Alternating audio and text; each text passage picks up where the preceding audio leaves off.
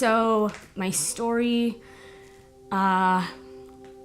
begins, well, we'll go way back. My parents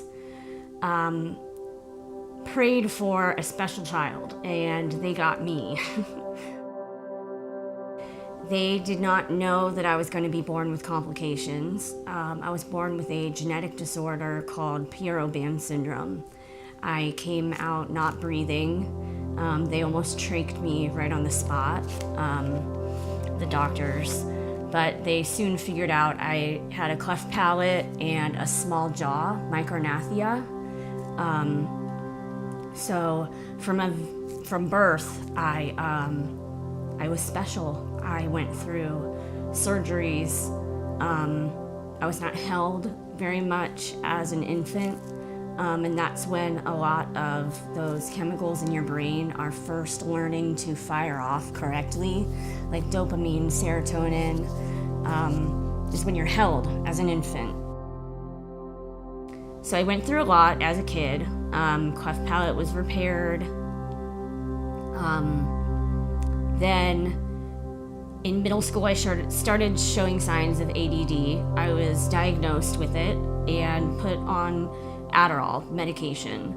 And as an 11 or 12-year-old, I remember being in class about an hour after taking Adderall, feeling this high feeling. I remember being really happy and really high, but I didn't know that it was from the medication. I had no idea why I was feeling that way. I just knew that I liked it a lot.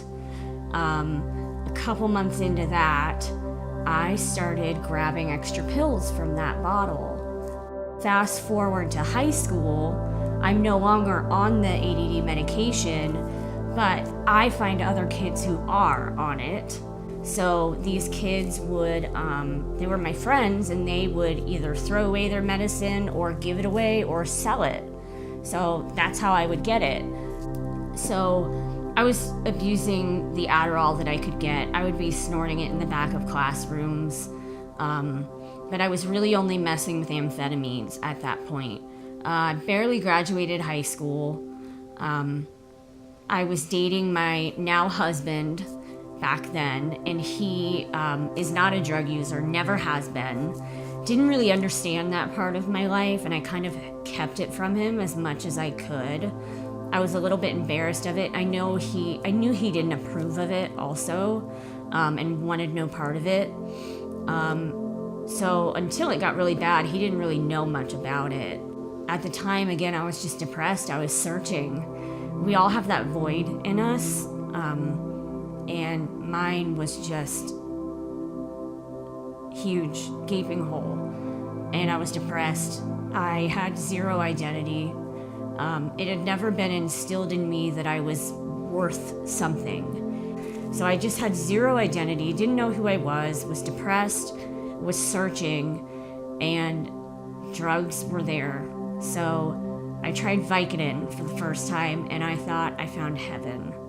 It was like, here it is. This is the ultimate. And I think within 4 months, I was in rehab again. I had my second daughter. We had Stella, and she was born with the exact same genetic disorder that I was born with, because it's hereditary. And that really brought both Dusty and I to our knees. I became suicidal, and because of a previous suicide attempt that I almost succeeded in and ended up on life support for 7 days, when I told my mom I was suicidal, she obviously didn't take it lightly, and she took me to Riverside. And I went into the psych ward there, and it was kind of where my life began to change.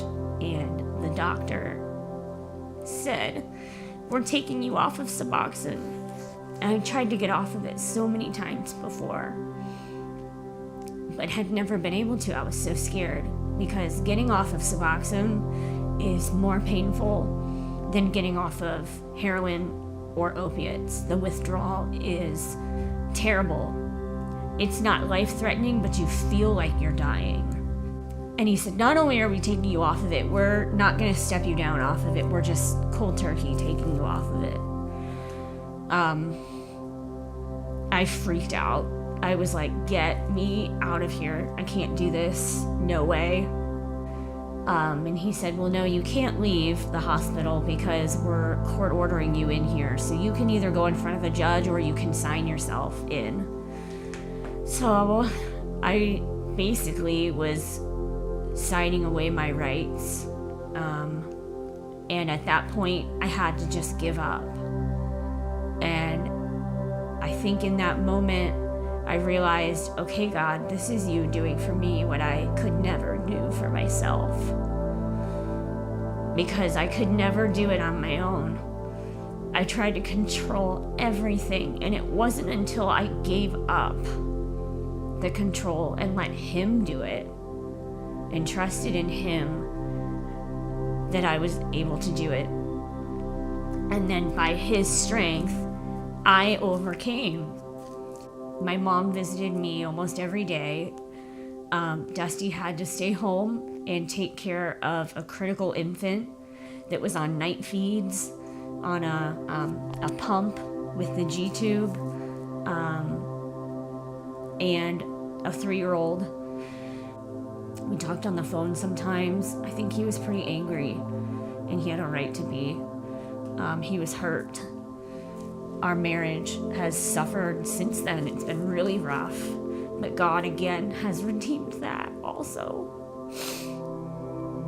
I was in Riverside for 11 days and then had to move in with my parents when I left because I was still in so much pain. I couldn't go home and even take care of my kids. And some of the times I just remember thinking, well,